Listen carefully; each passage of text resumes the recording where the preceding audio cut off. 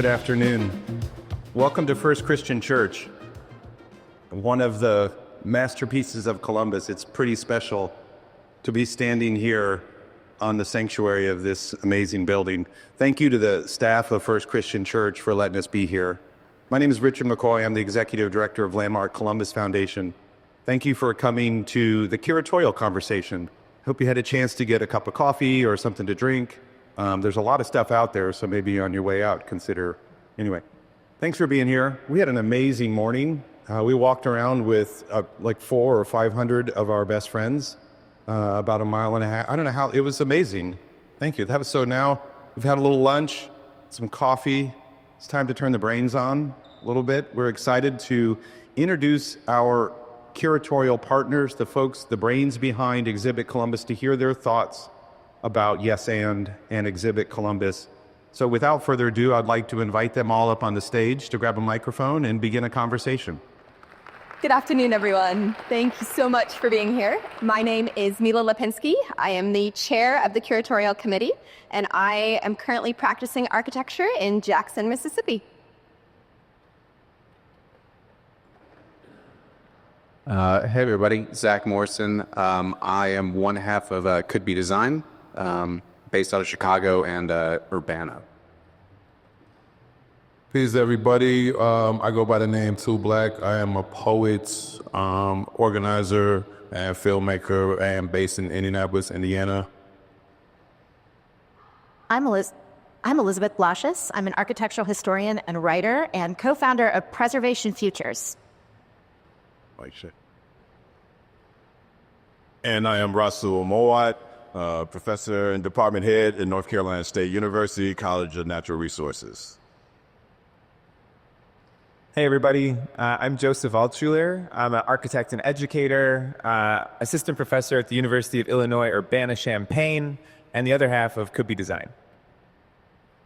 Good afternoon, everybody. I'm Jonathan Solomon. I am a professor of architecture at the School of the Art Institute of Chicago. Is this on? All right. And Elizabeth's other half at Preservation Futures. Can y'all hear us okay? All right. We'll apologize for the acoustics, but I will say, as the curators, we are a group of 7 diverse individuals from different backgrounds. And we can say over the course of a little more than a year of working together, we had 3 unanimous decisions. And we'll talk a little bit more about those, but we were quite excited to be here in the sanctuary of First Christian Church. So thanks for indulging us, and we'll do our best to help the acoustics work with us. So we're going to talk a little bit today about Yes and our process through the lens of site, history, and community. We come from a lot of different backgrounds, but those are some of the things that we have in common across our practices, our education, and the way that we've approached Yes and. So I'm going to hand it off to Elizabeth to start talking about history and Exhibit Columbus. So,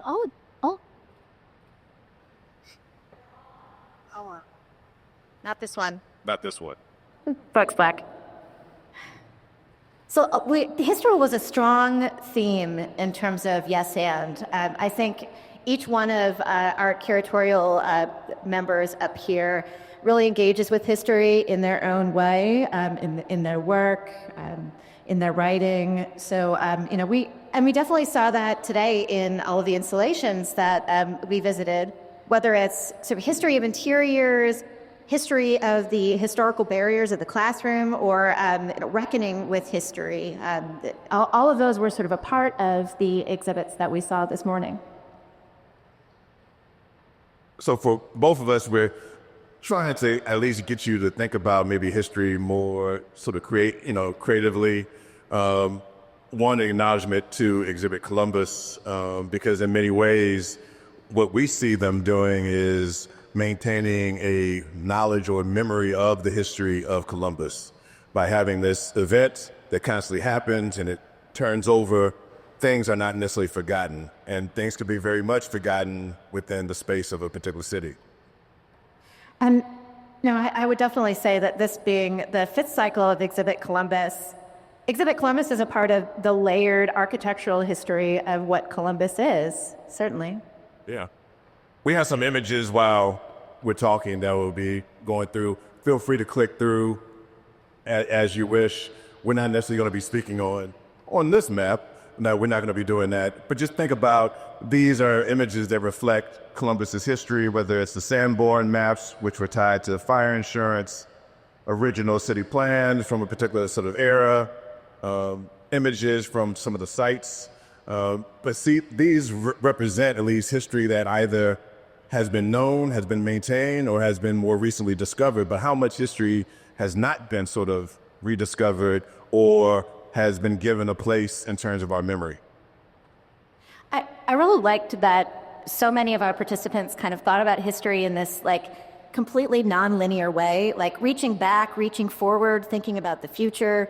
And, you know, we didn't put futures in preservation futures for no reason. So, you know, it's really nice to kind of see so many different ways in which people are thinking about history as a topic, as a way to interrogate architecture, the built environment, culture, sociology. Yeah, so some of these sites actually disrupt, right?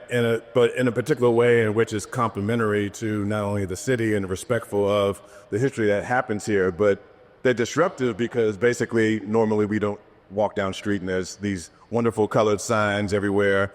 There's these installations where this is not necessarily normal, you know? And so the fact that every other year there could be these productions that actually sort of disrupt the space, but makes you sort of think about the spaces that many of you are always frequently in a very, very different manner. And I'll also add that I think, you know, the folks up here and then lots of folks in the audience have a history with Columbus or exhibit Columbus. You know, perhaps you're from here or you've done a project here. I know Zach and Joseph participated in the last cycle. I came to Columbus for the first time in 2017. I was writing for the Architects newspaper, and I covered Exhibit Columbus. And you know, writing has always been a part of my own practice, working in historic preservation. And my sort of initial thought of Exhibit Columbus was like, that's something that I want to participate in. And in a way, I feel like it's nice to sort of see my own personal, professional future, my sort of come together here on the stage. I remember sort of seeing the participants here in 2017 and just really being so excited that this even exists. I didn't have that opportunity, Elizabeth. I had the opportunity of being sort of seen by Richard, and he pulls you in deeper and deeper into things. And so there was a wonderful event that he hosted in Indianapolis that was engaged in terms of important discussions, in terms of how we think about cities, how many of us sort of are disconnected from decision-making in cities. And I just attended because it was an interesting event and happened to be invited to dinner. I didn't know dinner would turn into years of multiple things that began to sort of increase. I think the last cycle, I had the opportunity of being a moderator for one of the sort of design panels. And so, but it's also interesting how we can sort of play into the production of it, because in our own discussions, when we try to develop the theme, we did think about past themes. One, not only to avoid them, but also to do something very different, because we could easily have gone down a very obvious route of design, building type of thing. But we went easily to, we went immediately into this sort of notion of creativity, right? Improv, right? And this is where the yes and comes from. Improv, as we know it, as sort of a contemporary thing, comes out of the settlement house movement in Chicago. I know that there's a lot of folks here that are, have a Chicago connection. Not to, we love everywhere. We love everywhere. But, the settlement house movement birthed improv as we know it. It was, a way that the immigrant communities at the settlement houses could sort of engage with language, engage with play. So I think that was sort of front of mind for me, that, there's an origin point that relates to this part of the built environment that really sort of mattered in America. And we also wanted to think about duality, right? And so there are the things that are obvious and there are the things that are less obvious, and that's the yes and in many respects. So, there's a light side and there's maybe a more difficult sort of historical side to things, or there's just sort of two different sides of celebration or happiness that we may not really oftentimes sort of see as separate from one another. Accessing Nostalgia and Ellipsis really, those are two projects that really are engaging with reckoning of the past, I think, in a really wonderful and thoughtful way. So reaching way back into the material layers. I think literally walking the city also sort of helps to make a city sort of more alive. And so I think part of our tour today was not only an exhausting, heatful experience, but it was also one in which I'm sure many of us who've come to past events here sort of build off of remembering, okay, we walked down the street for a previous installation. And so what was here previously and what's here now?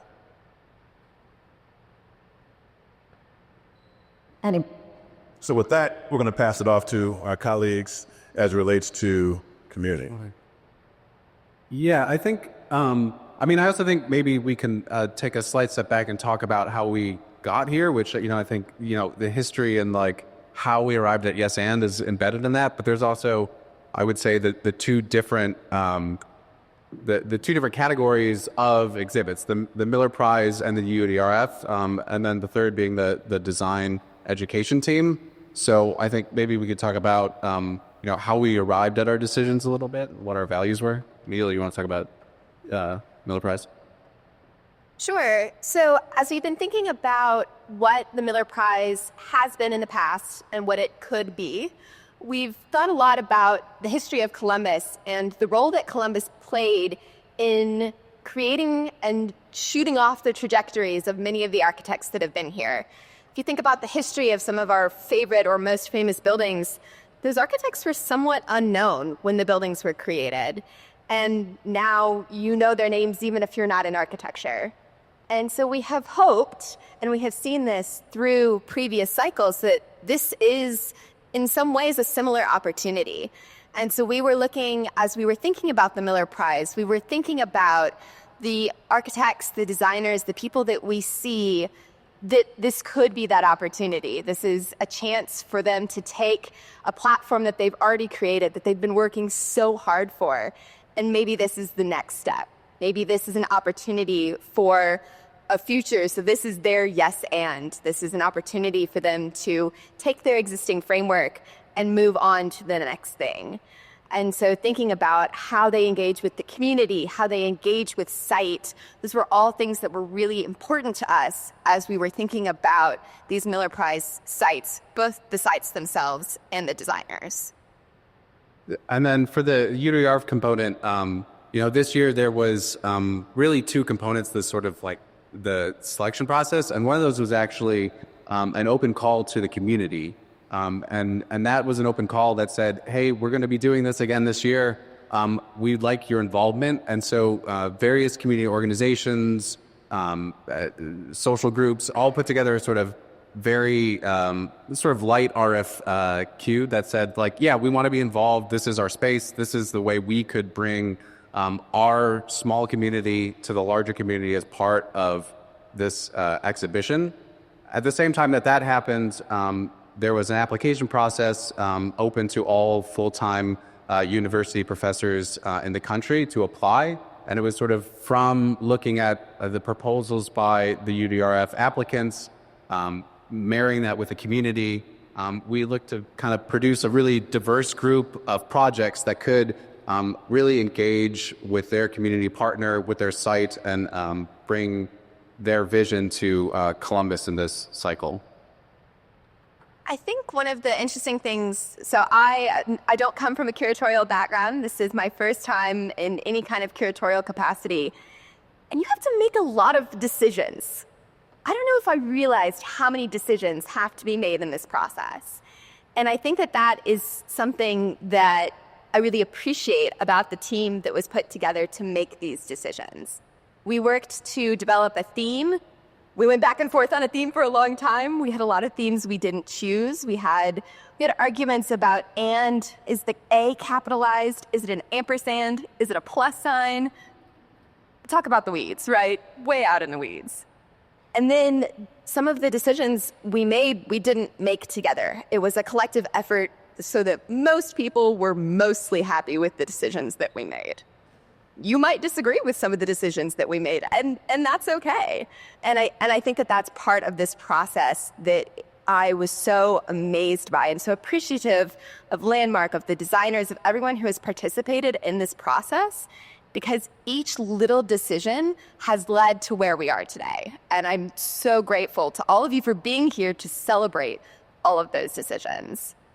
So I'm actually going to pass it down to talk a little bit more about site for Joseph and Jonathan, because our site selection was really an interesting process. Thanks, Mila. Yeah, so I think that's a great segue to talk about how we selected sites. What kind of criteria did we grapple with in selecting sites for this exhibition? For the Miller Prize projects, we selected the sites even before the projects and the contributors. Well, as for the University Design Research Fellows, that was a sort of careful matchmaking process where we were looking at applications from interested folks, both from the community and from universities from around the country.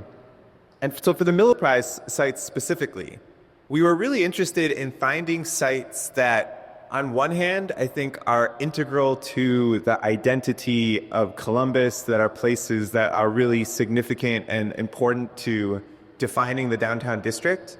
And also, we were interested in selecting sites that offered something emblematic that other cities around the country could look to and think about a certain site condition rather than an exact site as something that we can learn from, something that we can experiment with. So, for example, the parking garage. That is something that is clearly a ubiquitous, common, and frankly underutilized piece of infrastructure that you can find in cities all over our car-centric country. And that especially in a time like now where there's a lot more remote work, there's less clarity about like going to a downtown and having to park there for the day. I think there's some serious questions we have to ask ourselves as American city dwellers about how we can utilize and challenge and reimagine sites like that. So the site was as much a selection of it being strategically located in downtown Columbus as much as it was something we're hoping to challenge on a broader, in a broader way. Maybe another example. Sure.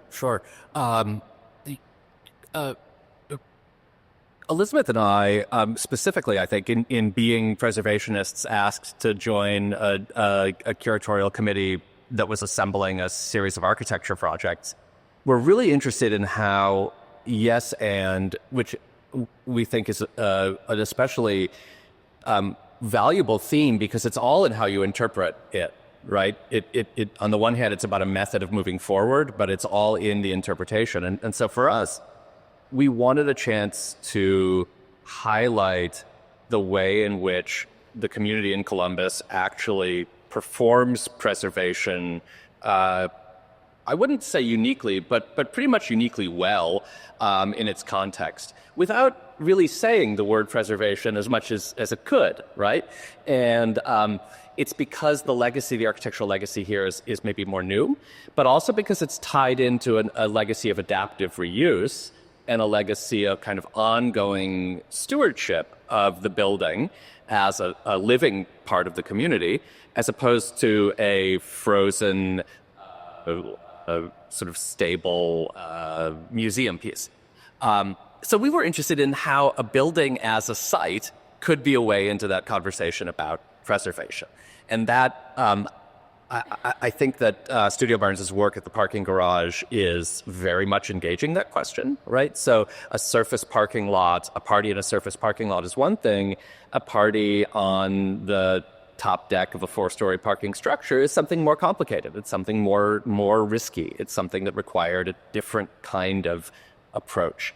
And that is serving as examples for other municipalities that also want to take advantage of this kind of space.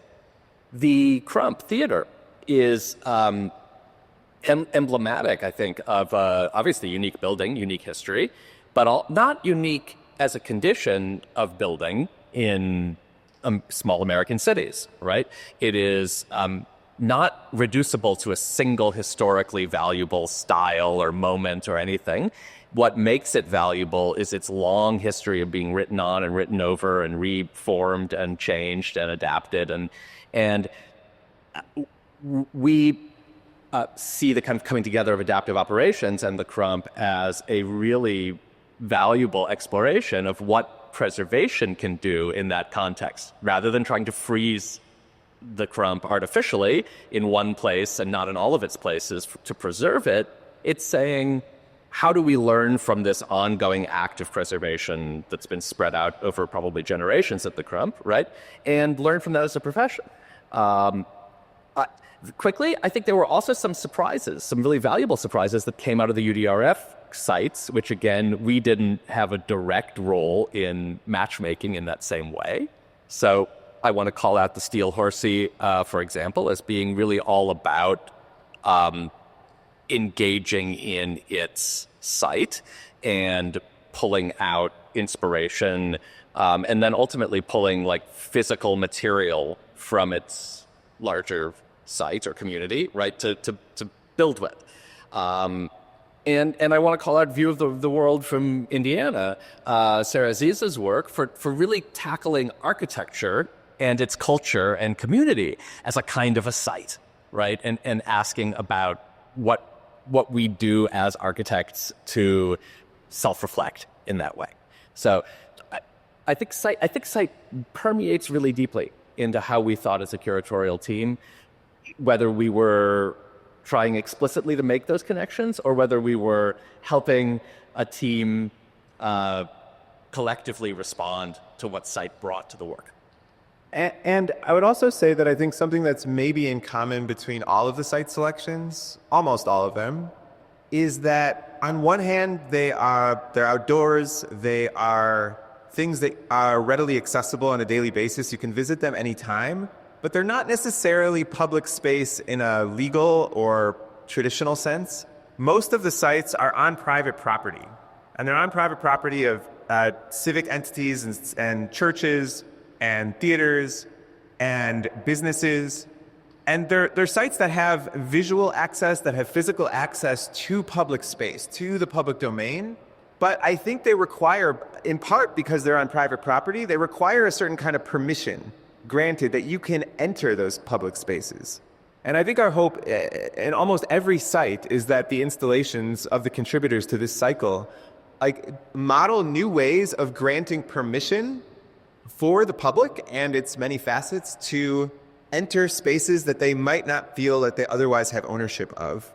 I think certainly in some cases there are extreme physical examples of that, like even right here at First Christian and the work of Studio Cook John, the beautiful sunken courtyard where the work is there's no gate. There's nothing that stops you from entering that on a daily basis. But because it's within the atmosphere and ethos, and because you even have to change level to get there, it's not necessarily something that on your typical commute or in your typical everyday life, you recognize as part of your co-ownership of the city. And it's our hope in a small way that a project like this reminds us there's complexity and there's entanglement and there's ways that we have to work between public and private sectors to make the city more public. I agree with all of that. And I think it's that relationship with site that is Exhibit Columbus, the organization's secret strength. And I don't want to give up our time on the mic without throwing out some kudos to the organization, Exhibit Columbus, and to the community that supports it. For those of you who Exhibit Columbus is kind of your architecture festival, and versus those of you who maybe are on a circuit of these professionally in one form or another, I really have to underscore how Columbus stands apart, Exhibit Columbus stands apart in that matrix of cultural events by really substantively investing in connecting a site to a community partner to an exhibitor, and in creating the necessity for negotiation and a compromise between all three of those parties in order for anything to happen. It makes what does happen so much more meaningful and robust and impactful, right? It's a very well-organized event. It's a very well-attended event. It's a wonderfully supported event by its community. And the community of architects, I want to say, sees that and sees that it's difficult and unique and special. And I think that's all about site and like how the city and the community understands and cares about the place where all of this takes place. And about that complex relationship. It's not renting a giant warehouse and filling it with whatever you want. It's something different. Yeah. And one little thing I'll add to that, and then we also want to open things up to questions to you all. We're eager to hear your questions. But I think one last thing I'd like to add to that comment is there is, I think, in both the last cycle of Exhibit Columbus and in this one, I think there is an interest and an experiment and an exploration in how installations for a biennial, for an exhibition, how they may have other kinds of durational lives beyond, in this case, 3.5 month exhibition. And we've seen that already from the last cycle. We see Inner Oculus at the corner of 4th and Washington as something that is going to have a much, much longer life than any kind of exhibition. It's now a permanent piece of the city's infrastructure. And I think there are certainly aspirations and opportunities and things in motion in this cycle where we may see, thanks to kind of co-ownership and co-investment and just general co-piloting from different kinds of community organizations, ways that some of the installations you see today will actually live much longer than the exhibition. Works like Ad Woe's Ellipsis that may have future phases and as that site develops. And I think even in the projects that are deliberately meant to be temporary, I think that there is increasingly an interest in this cycle of how some of those installations suggest or challenge the city and its many actors to imagine more permanent interventions in the infrastructure of the city. For instance, that like a pool in front of the public library isn't just a fun splash pad for the summer, but actually suggests a new attitude about how aquatic environments can be incorporated into city fabric in more informal ways than the commitment, resources, and many times exclusion of like committing to an afternoon at the public pool. So I think like there is opportunities here to think about infrastructure. And like I think there's a term that we certainly didn't invent, but social infrastructure. So as opposed to infrastructure as only the utilities that bring electricity and power, we can really think about all the surfaces of the city as another kind of infrastructure under our feet that power the cultural, social, and civic interactions of the city. But I think we're going to open things up to the audience for questions. No, not yet. Sorry, I'm getting ahead of myself. We will get to questions. So I do want to acknowledge that we've chosen site, history, and community as 3 ways to talk about the decisions that we've made. They're not unique. It's not that they're not connected. They are so connected. It's an easy way for us to think about thinking about the decisions that we made. But these things are almost impossible to detangle.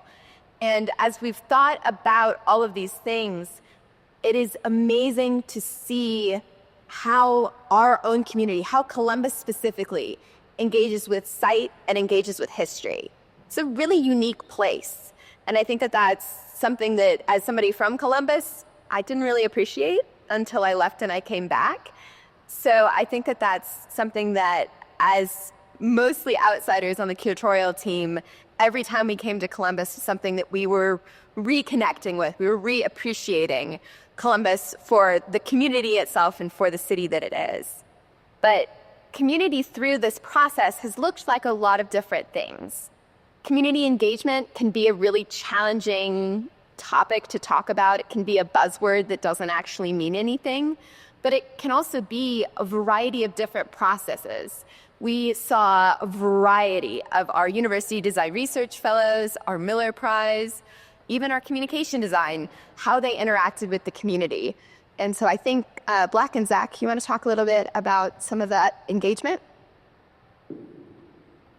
Yeah, I mean, I think it really happened on a lot of different levels. I mean, in some cases, it happened really early on, for example, with Poolside, where Akima was working with the teen group at the library doing workshops that were something that ultimately led to the design of the project. That, you know, feedback from the students literally had a kind of an output that was the design process. And I think that's an approach to community that's a little different than, say, the project Together Apart, where it's actually now is the moment that community sort of engages in that, right? By like connecting with the piece through the application and like gathering in that space. Now that begins to sort of form a new type of community who's beginning to engage with the piece.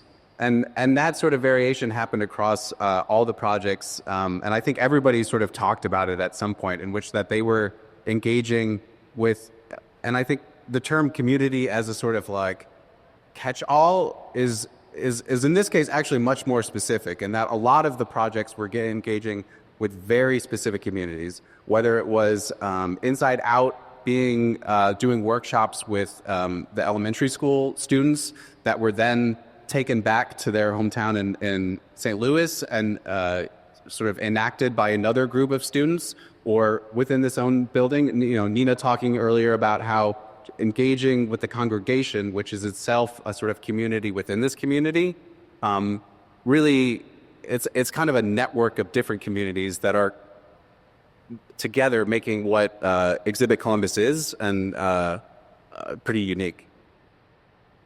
Yeah, I think I appreciate what we do here with Exhibit Columbus, because I guess just to give, you know, Rich forced me to be on this, so he wanted me to do the more philosophical things. So I'm going to zoom out a little bit, because I want to give some examples, I guess, of bad community engagement to kind of give people some parallels or some contrast, really. So, you know, anytime people say things like community or engagement, sometimes that can just be a kind of front to steamroll the community to do what you want, and you just kind of talk to them to say you did it. So, for instance, back home in Indianapolis, there was they were going to build a subway line, and there was where the communities that really needed are on the east and west side, but business wanted to build it from the north to the south side. So there was some pushback. So to do that, they needed to show that they, quote unquote, engaged the community. So they found, I won't name it, it was the Chamber of Commerce and the companies that were going to build the bus. They found like a small nonprofit that doesn't really do anything. So again, contrasting this with Exhibit Columbus that does do a lot of good stuff. And they had community conversations. But I went to these conversations, there was maybe the amount of people that's in the front row went to these conversations. So they get to say in their applications that we did community conversations, but there was maybe 5 people there, right, on a Facebook group or something. And then they use that to say that the community wants this bus line to be built in this fashion, right? And that's a way of steamrolling a community. Even more explicit example was in Atlanta. I don't know who people followed it. There was a facility that people call Cop City, and it was a training facility that was going to cut down over 100 acres of forest to be built. And by any measurable poll, the people there did not want it. And they even had there was a city council at a hearing where people showed up.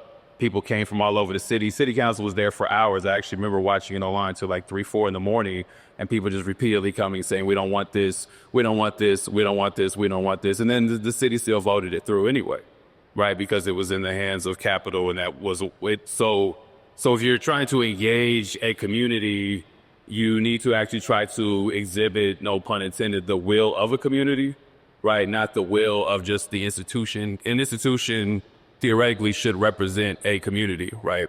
And I think here, Exhibit Columbus actually represents the will of a community, even if sometimes entities in the community fight that will, right? So there are sometimes entities, like theoretically or hypothetically, let's say there's an installation that's on the top of a garage, and you want to have a party up there, and entities in the city, think it's going to collapse because there's 100 people up there, even though cars are way more than people, but like Exhibit Columbus willed, in this hypothetical scenario. Well, doing his job was trying to represent the will of the actual people, right? Like, we want to have this party. We want to, again, hypothetically, want to have this party. We want to celebrate what's been a, long, arduous process, right? Like, trying to represent the will, but to represent the will, you have to actually talk to people to even gauge it, because that can be abstracted, just like community can be abstracted. Like, what is the will? And the will isn't a consensus amongst everybody that's a flat thing that everyone agrees to. The will is a thing you struggle through, and you have different tensions that really never leave, but you find some, I think, sense of what we're trying to represent. I think that's what we struggled with as curators. Yeah, and I to piggyback on that, I think is to acknowledge that this is a radical experiment, right? Like, Exhibit Columbus is, as opposed to the sort of, let's say, negative examples, are slightly more, let's say, capital A architecture, in that they are a building, they are a true infrastructure. And Exhibit Columbus operates in this, I would say, really unique zone of the temporary, the ephemeral. And because of that, it has advantages. It happens really fast. I mean, it's been 2 years since the last one, but in the scale of, actually putting a building together, the fact that all of these exhibits kind of went from nothing in February to existing in the space is a radical speed. And I think that's only possible with the buy-in from UL that this is an experiment, and we're willing to partake in this. And there is a kind of safety net in that, they are temporary on that sort of scale of temporary, but they are all radical in their desire to sort of like manifest quickly, and to put an idea into the world and see if that works. If it fails, where are the pressure points? And I think that's something that's in some ways only possible here. I mean, I don't know why there aren't other exhibit blank city, but I think it has to do something with a kind of special mix of this place and its history, as well as its sort of acceptance to engage in a kind of grand experiment. Yeah, and I think I guess maybe one of the last points here is just in terms of when you're trying to do something like this, obviously this takes time. It literally just takes time to build an installation, if nothing more. But, we had to go through I don't know how many applications we go through, man, like 100 different applications. We had to go through, I don't know how many sites. We had to say this site sucks. We like this site. We had to do all of that. But you have to be invested in a process that's not a kind of cookie cutter, immediate microwave process. Otherwise, it doesn't work. And I think that's the problem with a lot of cities are just looking for something to throw up to say, this looks good. This, like you see this with like crime narratives and stuff. Crime is down, crime is up. Most of the time the stats are cooked or whatever, but we're just doing this to try to like throw something out to make it look like we're doing something versus actually investing in a process that takes time. So, I mean, this is our, fourth gathering in this process. We've had to have back and forths, and people have had to change, like some of the architects have had to change what they were going to do because of whether certain limitations appeared, and they had to pivot off of that. But, you have to be invested in the process to let that get to the finish line. And I think that's often what hampers these things from really reaching the community, or, as I said, representing their will of a community. I think there's a beautiful thing in the community that gets created over the cycle of Exhibit Columbus. We bring participants from all over the country, from different backgrounds, from different emphases in practice, from people who've never met each other to people whose daughters babysit each other's children. And I think that creating a community of these people is one of the things that brings me the most joy. I had barely met most of the people on this stage, and having a weekly meeting with them is one of the highlights of my week as we were going through this process. The communities that we create through this is part of that larger idea of community. The scale of community changes.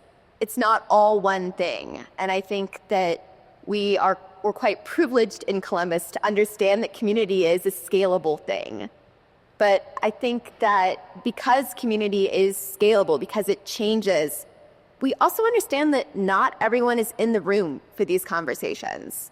And while we love the people who are in this room, we as curators, and I think as Landmark Columbus, are constantly trying to figure out who's not in the room and how do we make the next cycle even more inclusive. So for those of you that are a part of the community that are in this room, we hope that as part of the spirit of Yes and, that you can help us bring those people downtown to these exhibits over the next couple of months, because this is only possible because of you, and this will only be better and better and better because of you.